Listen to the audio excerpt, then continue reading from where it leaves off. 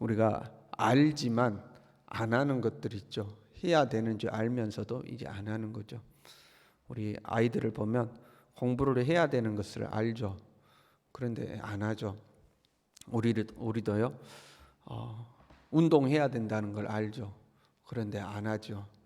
해야 된다는 걸 알지만 안 하는 것들이 의외로 많이 있습니다. 경건생활도 그래요. 경건생활을 해야 된다는 것을 다 알죠. 말씀과 기도의 삶을 살아야 된다는 것도 알죠. 그런데 이제 안 하는 거죠. 안 해도 당장 큰 문제가 되지 않습니다. 그러나 문제가 되는 때가 오죠.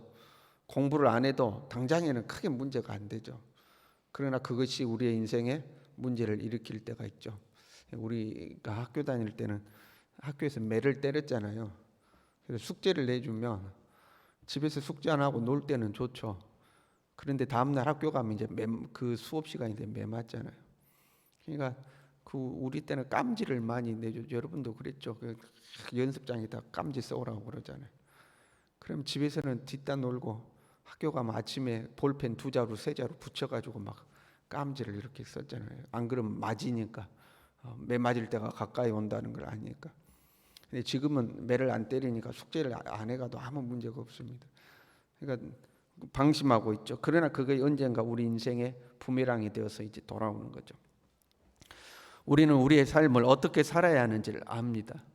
가장 기본적으로 정직하고 성실하게 살아야 한다는 걸 압니다. 그런데 게으르고 나태하게 삶을 보낼 때가 많이 있는 거죠. 하나님 앞에서도 우리는 어떻게 경건 생활을 해야 되는지 압니다. 그러나 안 하는 경우가 많습니다.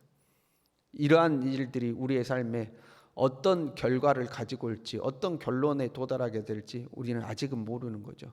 그러나 그 결과가 우리에게 다 주어질 때가 오는 거죠. 오늘 본문의 말씀은 바벨론에 관한 묵시예요. 이미 바벨론이 멸망할 것은 13장 14장에 예언되어 있습니다. 그런데 다시 한번 이 바벨론 멸망에 대한 묵시라 경고라 하고 이제 이렇게 돼 있죠. 그러니까 조금 관점이 다른 관점에서 이제 다시 한번 강조하는 거거든요. 1절에 적병이 광야에서 두려운 땅에서 네겝 해오리 바람같이 몰려왔도다 이렇게 돼 있죠. 적병이 이 몰려오는데 네겝의 해오리 바람처럼 몰려왔다 하는 거죠. 이 네겝 해오리 바람은 아주 건조한 바람인데 이 무서운 사막의 해오리 바람이었다고 그럽니다. 해오리 바람처럼 적병이 이제 이 바벨론을 치게 될 것을 경고하고 있는 거죠. 그리고 나서 2절 중반에 보면 엘람이 올라가고 메데여 에오사라 이렇게 되어 있죠. 이 엘람은 하나의 도시인데요. 페르시아 제국의 가장 중요한 항구 도시였다고 그럽니다. 성경에서는 페르시아 제국이 바사 제국이 이렇게 나오잖아요. 근데 역사적으로 페르시아 제국이죠. 근데 이 히브리인들은 바사라는 나라보다 엘람이라는 도시를 더 잘 알았다고 그래요. 그러니까 바사를 기록하기보다는 엘람이 더 잘 알려져 있는 도시니까 엘람이어 하고 이제 나오고, 그다음에 메대는 바사 메대 제국 할 때 그 메대입니다. 바벨론의 바사와 메대가 연합해서 하나의 나라를 이루었다가 그게 이제 바사 제국으로 되잖아요. 바벨론을 멸망시켰던 이제 제국이죠. 그들이 네겝 해오리 바람처럼 바벨론에게 쳐들어올 것을 이제 경고하고 있습니다. 그런데 그 환상이 하나님께서 이 이사야에게 묵시를 보여주셨는데 그 환상이 얼마나 혹독했던지 이렇게 돼 있어요. 이 3절이죠. 나의 요통이 심하여 해산이 임박한 여인의 고통 같은 고통이 나를 엄습하였으므로 내가 괴로워서 듣지 못하며 놀라서 보지 못하는도다. 마치 우리가 무서운 영화를 보면 막 공포 영화라든가 무서운 영화 보면 그 보지 못하고 눈을 감거나 얼굴을 돌리는 경우가 있잖아요.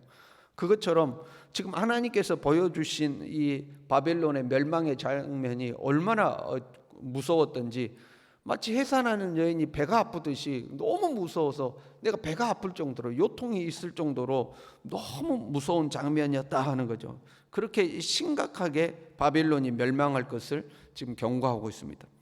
그런데 이렇게 이 고통스러운 패망의 순간에 바벨론은 어떻게 하고 있었는가? 5절에 이렇게 되어 있어요. 그들이 식탁을 베풀고 파수꾼을 세우고 먹고 마시도다 이렇게 되어 있습니다. 자기에게 패망이 눈앞에까지 다가왔음에도 불구하고 먹고 마시고 흥청망청하고 있더라 하는 거예요. 왜요? 이렇게 해놨어요. 파수꾼을 세우고 이렇게 되는 거죠. 그러니까 이렇게 막 먹고 마시면서 뭐라고 그러는 거예요? 야, 걱정 안 되냐? 그럼 뭐라고 그러겠어요? 걱정하지 마, 내가 파수꾼 다 세워놨어. 파수꾼 다 세워놨으니까 걱정할 것이 없어. 야, 먹고 마시자 하고 이제 먹고 마시는 흥청망청하는 이제 모습이죠. 우리는 우리의 인생의 안전장치들을 만드는 경우들이 있죠. 그래서 보험도 들고, 어떤 사람은 적금도 들고, 어떤 사람은 땅도 사고 집도 사고 해서 뭐 또 연금도 들고, 그래서 내 노후가 어떻게 될 것이고 하고 우리 인생의 안전장치들을 만들어 놓죠. 그리고는 여러 해 먹을 것을 쌓아두었으니 이제 안심하고 먹고 마시자. 나의 나머지 삶을 보장할 수 있는 안전장치 다 해놨으니 이제는 먹고 마시자 하고 이제 안심하는 거죠. 즐거워하는 거죠. 하나님은 그들을 보고 이 어리석은 자여 하는 거죠. 왜냐하면 보세요, 여러분. 남자분들은 군대를 다녀와서 알지만 군대를 갔는데 군대 지휘관이 엉터리요. 군대 지휘관이 게으르고 나태하고 군기도 하나도 없고 그냥 완전히 풀어져서 살아요. 그러면 그 밑에 병사들도요 똑같습니다. 그 밑에 병사들도 군기도 없고요 다 풀어져 갖고 삽니다. 밤에 이 근무 보초 서라고 근무 보내면요 다 초소에 가서 다 잡니다. 왜? 지휘관이 자니까. 지휘관도 자고 뭐 지휘관이 해이해져 가지고 있으니까 병사들도 다 해이해져 있는 거죠. 자기들은 먹고 마시고 술 먹고 흥청망청하면서 걱정하지 마, 내 파수꾼 다 세워놨어. 그 파수꾼 나가서 다 먹고 자고 놀고 있습니다. 왜? 지휘관이 흥청망청하면 그 밑에 파수꾼도 다 그러는 거죠. 실제로요, 여러분 이 바벨론이 멸망하는 장면이 다니엘 5장에 기록되어 있거든요. 그 벨사살 왕 때인데 그 자기가 멸망할 것도 모르고 귀인 1000명을 불러다가 술잔치를 벌이고 있었습니다. 그때 이제 뭐 손이 나타나서 글씨를 쓰고 하는 장면들이 나오잖아요. 1000명 불러다가 잔치 벌이고 있었어요. 예루살렘 성전에서 가지고 온 그릇들을 꺼내다가 하나님 앞에 예배 드릴 때 쓰는 그릇들을 꺼내다가 거기다 술 부어가지고 술잔치를 벌이고 있었습니다. 그 밤에 바사왕 고레스에 의해서 이제 패망을 당하죠. 보세요. 자기 자신이 준비되어 있지 않는데 파수꾼이 나팔 불면 뭐합니까? 자기가 지금 술 취해가지고 나팔 불면 뭐 칼이나 들고 나오겠습니까? 아무리 안전장치를 해놨어도 내 자신이 올바르지 않으면 그 안전장치가 다 효과를 발휘하지를 못하는 겁니다. 그래서 5절 끝에 이렇게 돼 있어요. 너희 고관들아 일어나 방패에 기름을 바를지어다. 그렇게 흥청망청 술이나 먹고 파수꾼 세워놨으니까 걱정할 거 없다 하고 네 자신 흥청망청하면 파수꾼이고 뭐고 다 소용없다는 겁니다. 네 자신이 일어나 방패에 기름을 바를지어다. 네 스스로가 준비를 하고 있어야 된다. 파수꾼은 파수꾼대로 깨어 있어야 되지만 네 자신은 방패에 기름을 바르고 적들이 쳐들어왔을 때 싸울 준비를 해놔야 그거 방어가 되는 거지. 그렇게 흥청망청해가지고는 안 된다 하는 이야기죠. 이런 바벨론의 패망을 목격하게 하신 하나님께서 이사야에게도 파수꾼을 세울 것을 명령합니다. 6절에요. 주께서 내게 이르시되 가서 파수꾼을 세우고 그가 보는 것을 보고하게 하되 이렇게 되어 있습니다. 근데 이게 애매합니다. 보세요. 바벨론의 패망을 목격하게 하신 하나님께서 지금 이사야에게 파수꾼을 세우라고 그래요. 근데 유다가 아직 멸망하지 않는 상황이잖아요. 유다가 멸망한 이후에도 바벨론이 패망하기까지는 70여 년의 세월이 지나야 됩니다. 그러니까 먼 훗날의 이야기예요. 그리고 파수꾼을 세워서 뭘 보게 하냐면 9절 끝에 보면 바벨론이 함락되었다 하고 이야기하거든요. 바벨론 함락을 보도록 하는 거예요. 그러니까 현실적으로 안 맞죠. 수십 년 뒤의 일입니다. 유다에서 바벨론의 함락을 볼 수도 없는 문제입니다. 그런데 파수꾼을 세우라 하는 거죠. 이게 이제 예언의 어려운 부분이죠. 현실의 역사를 통해서 먼 미래를 예언하며 영적인 것들을 이제 교훈하는 장면이거든요. 바벨론은 세속의 나라를 상징하고 있기 때문에 세속 나라가 멸망하는 것을 보게 하시면서 파수꾼을 세워라 하고 이야기하는 거죠. 이 파수꾼은 단순히 현실적 성을 지키는 파수꾼이라기보다는 시대의 징조를 분별할 수 있는 영적 파수꾼을 의미한다고 해석을 해야 본문이 이해가 될 수 있는 부분입니다. 영적 파수꾼을 세워라. 왜? 세상 나라 바벨론 멸망하는데 영적 파수꾼을 세워둬야 된다 하고 이제 하나님이 말씀하는 겁니다. 그 파수꾼이 멸망할 때에 징조가 있어요. 파수꾼이 바벨론이 멸망할 때 징조가 있어요. 9절에 이제 파수꾼이 밤낮 망대에 서서 파수를 하다가 이렇게 이야기하죠. 보소서 마병대가 쌍쌍이 오나이다. 마병대가 쌍쌍이 오나이다. 그 마병대가 쌍쌍이 오고 나기 때와 낙타 때가 오는 것이 보거든. 그 바벨론이 멸망하는 때다. 이제 이런 거죠. 그게 하나의 징조입니다. 오늘날 우리도 마찬가지죠. 이 시대에도 징조가 있는 거예요. 지금 하나님께서 이사야에게 보여주신 그 환상에 있어서 세속나라 바벨론이 멸망하는 징조는 마병대가 오고 낙타때가 오고 하는 게 이제 징조였어요. 그러나 우리 시대에도 하나님이 주시는 징조이죠. 그 징조는 성경에 예언되어 있습니다. 마태복음 24장에 보면요, 이렇게 되어 있죠. 난리의 소문이 끝이 없을 거죠. 민족이 민족을, 나라가 나라를 대적할 것이다. 곳곳에 기근과 지진이 끊임이 없을 것이다. 거짓 선지자가 많이 일어나 미혹할 것이다. 불법이 성함으로 많은 사람의 사랑이 식어질 것이다 하고 시대의 징조를 우리에게 알려주셨죠. 디모데후서 3장에 보면요, 자기를 사랑하고 돈을 사랑하고 쾌락을 사랑하고 부모를 거역하고 절제하지 못하며 사나우며 경건의 모양은 있으나 경건의 능력은 부인하게 된다. 이게 말세가 되면 이런 징조가 나타날 것이다 하고 말씀하고 있죠. 우리 시대에 주어지는 징조이죠. 근데 이 말씀을 가만 보면 상당히 많은 부분들이 이루어져 가고 있다는 것을 알 수가 있습니다. 그럼에도 불구하고 우리는 여전히 둔하죠. 민감하지 못하죠.